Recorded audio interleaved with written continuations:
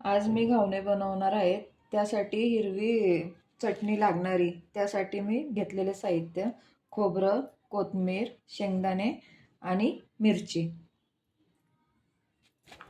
आता मी हे सगळं वाटून घेणार आहे.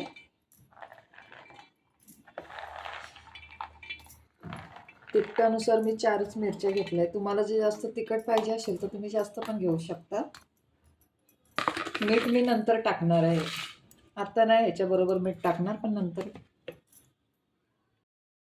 आता ही माझी चटणी वाटून झालेली आहे हिरव्या मिरचीची. तर मी आता ह्याच्यात काढून घेते.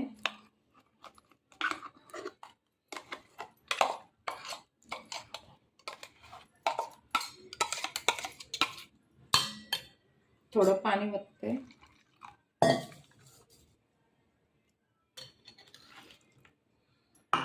जशी तुम्हाला लागते तशी चटणी. कोणाला घट्ट आवडते, कोणाला पातळ. नंतर मग मी त्याला मोहरीची आणि कढीपत्त्याची फोडणी देणार आहे. शेवट चवीनुसार मीठ.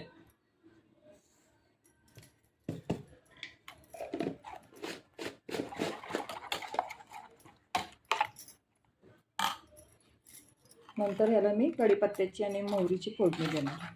मग त्यावेळेस दाखवते.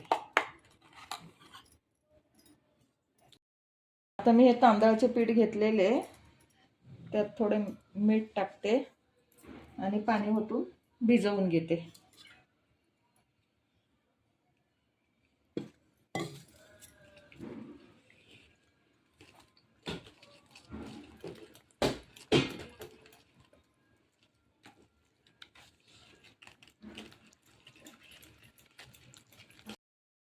मी तांदळाची पिठे आता भिजवून घेतलेली आहे. आता ह्याच्यापासून मी घावणे करते. तवा गरम झालेला नाही अजून.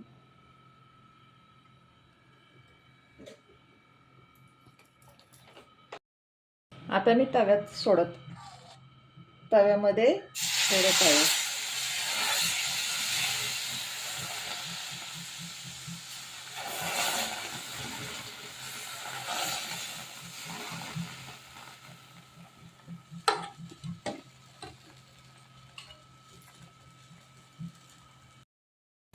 आता मी पलटणार आहे.